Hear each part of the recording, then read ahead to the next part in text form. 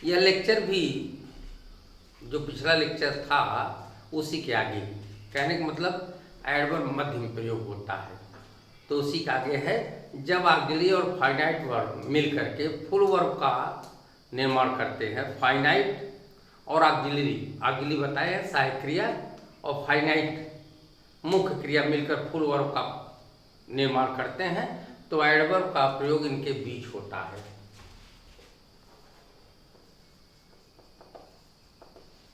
Auxiliary plus main verb यदि मिलकर full verb बनाते हैं, फुल वर्ब मतलब होता है कि पूर्ण रूप से क्रिया बनाते हैं, तो जो एडवर्ब आएगा वो मध्य में प्रयोग होगा। कहाँ प्रयोग होगा? मध्य में। For example, I do not know him, I do not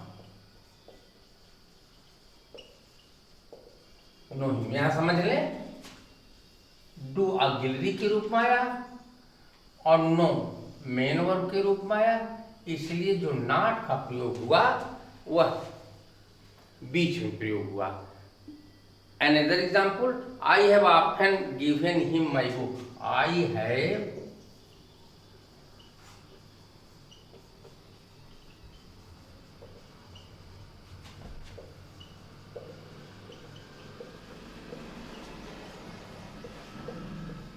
book. अब देखें, यहाँ हैव ऑक्सिलरी के रूप में है और गिवन मेन वर्ब है, इसके बीच में ऑफन एडवर्ब आया। ही इज ग्रेटली रिस्पेक्टेड, अगला है he is greatly respected, he is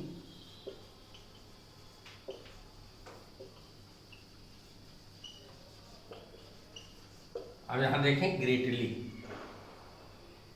इस तरह से एडवर्ब का प्रयोग होगा। लेकिन यदि टू बी वर्ब आए, यदि टू बी वर्ब आए, टू बी वर्ब हमने आपको बताया is am are was verb, ये फुल वर्ब की तरह आए, कहने का मतलब लिंकिंग वर्ब की तरह आए, तो एडवर्ब का प्रयोग इनके बाद करते हैं। लिंकिंग वर्ब के रूप में आए तो एडवर्ब का प्रयोग is, am, are, was verb. जब ये लिंकिंग वर्ब के रूप में आए, बी क्रिया के रूप में आए, कहने का तात्पर्य न सहायक क्रिया के रूप में नहीं आएगा, तो एडवर्ब इनके बाद प्रयोग करते हैं। जैसे he is never happy, he is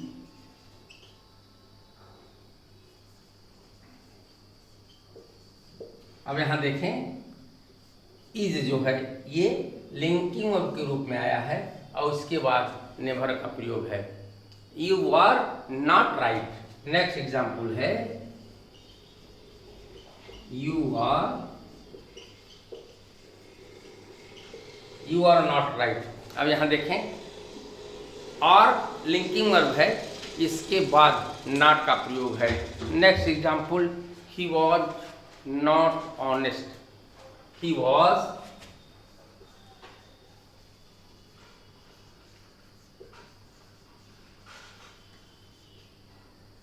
honest.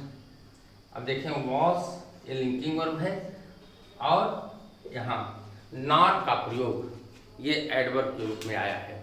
इसके बाद जब एडवर्ब किसी इंट्रांसिटिव वर्ब को मॉडिफाई करता है, इंट्रांसिटिव मीन्स अकर्मक क्रिया को, जब अकर्मक क्रिया को, नेक्स्ट रूल है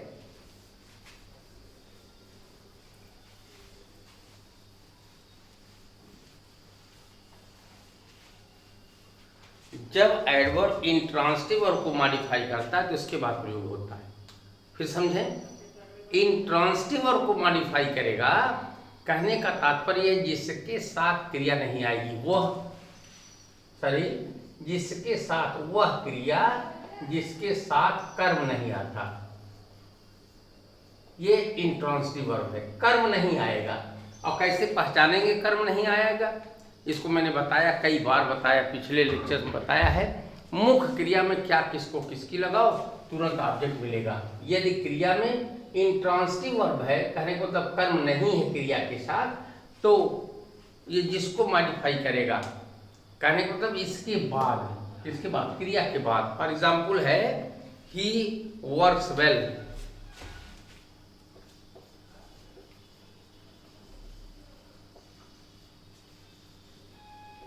अब देखें वर्स इंट्रांसिटिव है, इसके साथ कर्म नहीं आया है, वेल इसके बाद प्रयोग हुआ है। हरी लिव्स पीसफुली। नेक्स्ट एग्जांपल है हरी लिव्स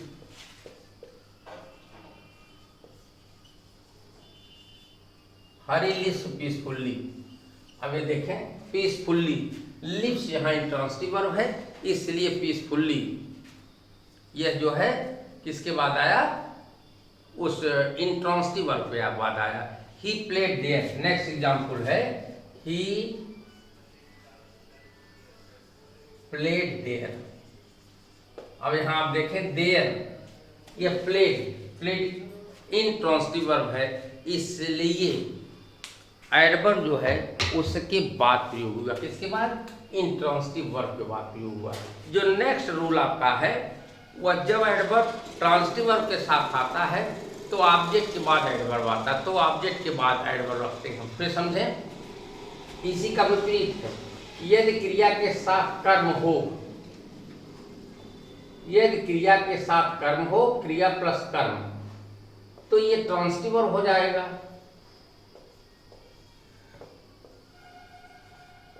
सकर्मक क्रिया है। कौन सी क्रिया होगी? सकर्मक।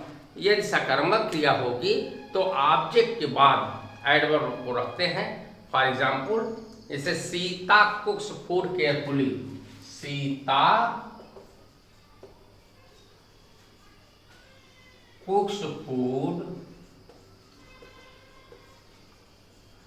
केयरफुली। अब देखें यहां कुक्स जो है ये ट्रांसिटिव वर्ब है क्योंकि फूड इसका ऑब्जेक्ट है।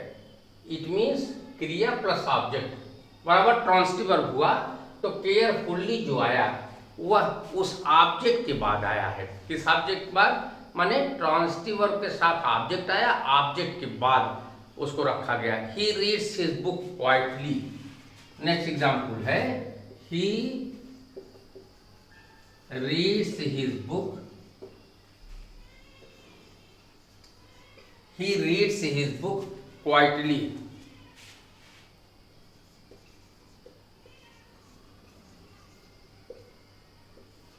अब यहां क्वाइटली जो आपका है यह his book, ये कर्म है, इसके बाद प्रयोग हुआ है। अब इसी तरह से नेक्स्ट रूल है, ये सामान्य रूल है, थोड़ा सा तेज चल रहे हैं। यदि न समझ में आए तो निश्चित तौर से कमेंट के माध्यम से हमको सूचित कीजिएगा। एडवर्ब का प्रयोग अगला है, ये नोट है, एडवर्ब का प्रयोग उस शब्द के निकट रखा जाता है जिसको मॉडिफाई करता है। इसको पहले भी बता चुके हैं, इसमें भी बता रहे हैं। जिसको मॉडिफाई करता है उसी के पास एडवर्ब का प्रयोग करते हैं। इस तरह से यह एडवर्ब क्या है, कितने प्रकार का होता है और डिग्री ऑफ एडवर्ब क्या है, कैसे बनता है ये, इसके साथ पोजीशन ऑफ द एडवर्ब, किस स्थिति में प्रारंभ में रखा जाता है, किस स्थिति में मध्य में रखा जाता है और किस स्थिति में अंत में रखा जाता है, ये मैंने आपको डिटेल दिया। इसके बाद एडवर्ब से संबंधित सिंटैक्स, कहने का तात्पर्य सिंटैक्स चैप्टर अभी तक तो एडवर्ब के विषय में बता रहे थे, अब एडवर्ब का शुद्ध प्रयोग कैसे होता है ये सिंटैक्स में, माने करेक्ट यूज ऑफ एडवर्ब, ये सिंटैक्स में बताऊंगा। अब सबसे पहले हम लेते हैं TOO। सबसे पहले टू, TOO, ध्यान दीजिएगा ये टू एडवर्ब है। टू का अर्थ होता है मोर देन एनफ। टू बराबर मोर देन एनफ। इसका मतलब क्या है? मोर देन एनफ का मतलब होता है मोर देन एनफ, पर्याप्त से अधिक। इसलिए इसका प्रयोग वेरी के स्थान पर बिल्कुल नहीं करते हैं। फिर समझें, TOO का मतलब होता है मोर देन एनफ, इसलिए इसका प्रयोग वेरी के स्थान पर बिल्कुल नहीं करते हैं। यदि वेरी के स्थान पर प्रयोग करेंगे तो निश्चित है ये गलत माना जाएगा। एग्जाम्पल मैं आपको देता हूं, my health is too good, my health is too good. अब दिखाई तो बिल्कुल शुद्ध दे रहा है, लेकिन ये इनकरेक्ट सेंटेंस है, क्योंकि यहां टी डबल ओ का प्रयोग नहीं होगा, यहां वेरी का प्रयोग होगा। माई हेल्थ इज वेरी गुड, ये करेक्ट होगा। करेक्ट क्या होगा? ये तो इनकरेक्ट है, इनकरेक्ट सेंटेंस। करेक्ट क्या होगा?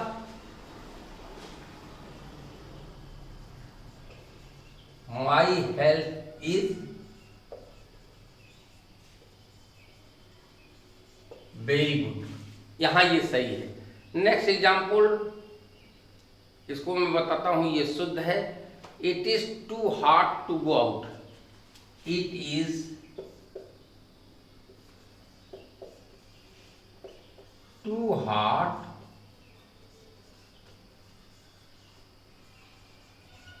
To go out. अब देखें यहां एडवर्ब का प्रयोग है, एक इसको मॉडिफाई कर रहा, हॉट को। हॉट क्या है? एडजेक्टिव है। एक चीज और समझ लें, यहाँ बहुत महत्वपूर्ण है ट्रांसफॉर्मेशन, इसका डिटेल बताएंगे किस तरह से। टी डबल ओ का प्रयोग सदैव एडजेक्टिव के पहले होता है, जिसको मॉडिफाई करता है, लेकिन एनफ का प्रयोग सदैव एडजेक्टिव के बाद होता है, जिसको मॉडिफाई करता है। फिर समझें, टी डबल ओ टू का प्रयोग ये एडजेक्टिव से पहले होता है, जिसको मॉडिफाई करता है, लेकिन यदि एनफ का प्रयोग करना हो, एनफ का प्रयोग करना हो तो एडजेक्टिव के बाद, एडजेक्टिव के बाद प्रयोग करते हैं, जबकि उसी एडजेक्टिव को मॉडिफाई करता है। मैं आपको उदाहरण देता हूं, correct incorrect both. He was enough kind to help me, he was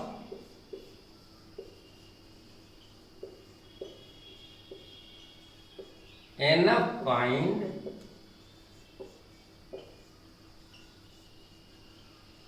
help me। अब देखें, he was enough kind to help me। अब ये वाक्य इनकरेक्ट है।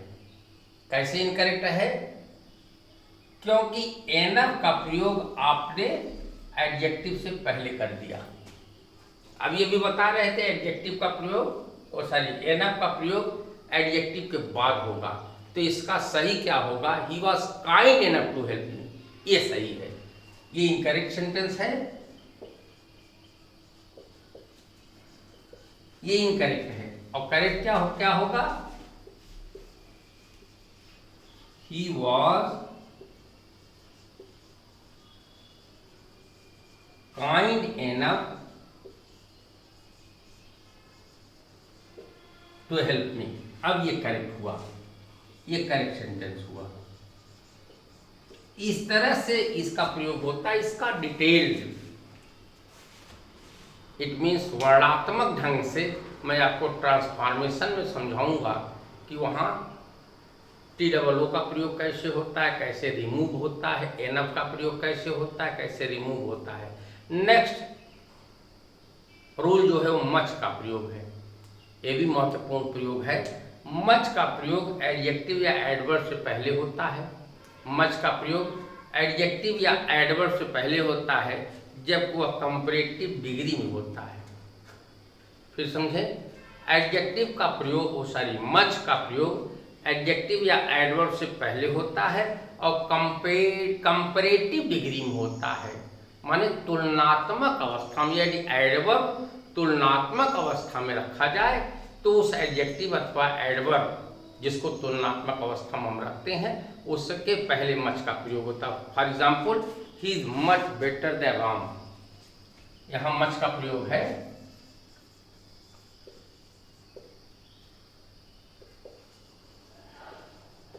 मच का प्रयोग एडजेक्टिव या एडवर्ब, कोई भी एडजेक्टिव या एडवर्ब हो उसके पहले होता है, किंतु कंपैरेटिव में।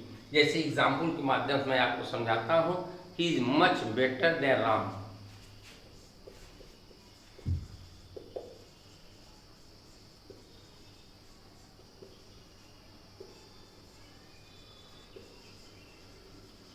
अब यहाँ आप देखें better, better, good, better, best, good, better, best या वेल, बेटर, बेस्ट। अभी हमने बताया गुड एडजेक्टिव है और वेल एडवर्ब है, लेकिन दोनों की कंपैरेटिव डिग्री क्या होती है? बेटर होती है। इसलिए देखें आप, कंपैरेटिव डिग्री से पहले मच का प्रयोग होता है, हुआ है, और वर्ब का प्रयोग पॉजिटिव डिग्री के एडजेक्टिव या एडवर्ब से पहले होता है। इसका मतलब क्या है? वेरी का प्रयोग। ध्यान दें, वेरी का प्रयोग पॉजिटिव डिग्री के एडजेक्टिव या एडवर्ब से पूर्व होता है। ये बहुत साधारण नियम है। यदि एडजेक्टिव पॉजिटिव डिग्री में है अथवा एडवर्ब पॉजिटिव डिग्री में है तो उसके पहले वेरी का प्रयोग होगा। For example, he is very intelligent. यहाँ वेरी का प्रयोग है, बहुत आसान है। तो ये पॉजिटिव डिग्री अगर कोई एडजेक्टिव अथवा एडवर्ब है तो सबसे पहले वेरी का प्रयोग होगा। For example, he is very intelligent.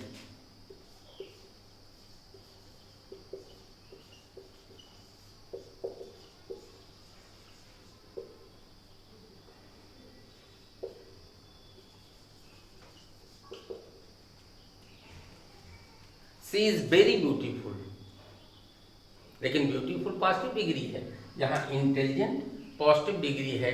और इसके बाद मैं आपको एक मच का प्रयोग एक जगह और बताता हूँ। पास्ट पार्टिसिपल से पहले मच का प्रयोग, प्रेजेंट पार्टिसिपल से पहले वेरी का प्रयोग होता है। बहुत महत्वपूर्ण चीज़ है, ये महत्वपूर्ण चीज़ है। पास्ट पार्टिसिपल से पहले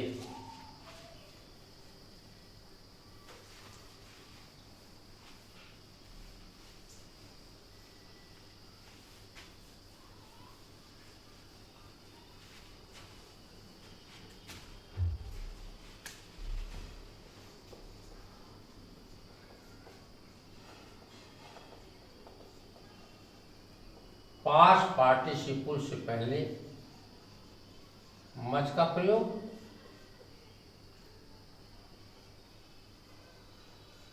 प्रेजेंट पार्टिसिपल से पहले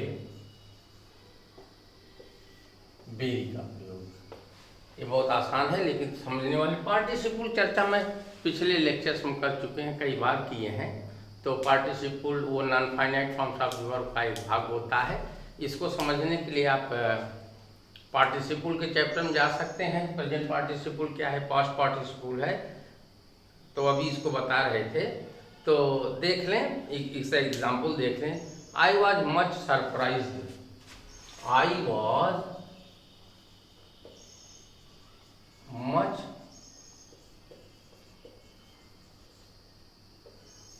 आई वॉज मच सरप्राइज्ड। यहाँ आप देखें, आई वॉज मच सरप्राइज्ड। यहाँ सरप्राइज जो है ये पास्ट पार्टिसिपल बना, इसलिए यहाँ मच का प्रयोग हुआ। और वेरी का प्रयोग, this book is very interesting, this book is very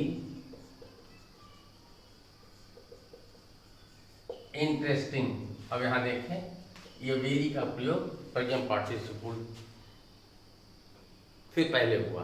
अगला जो बताने जा रहे हैं अपवाद है, पास्ट पार्टिसिपल का प्रयोग इनसे पहले और अवश्य होता है। पास्ट पार्टिसिपल का प्रयोग ये है, पास्ट पार्टिसिपल का प्रयोग कुछ क्रिया है जिससे पहले होता है। कुछ शब्द ऐसे हैं जो पास्ट पार्टिसिपल में है, प्लीज्ड है, टायर्ड है,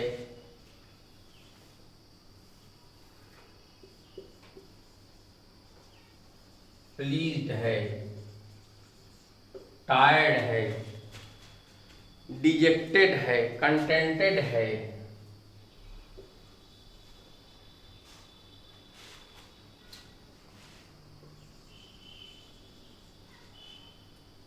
डिजेक्टेड,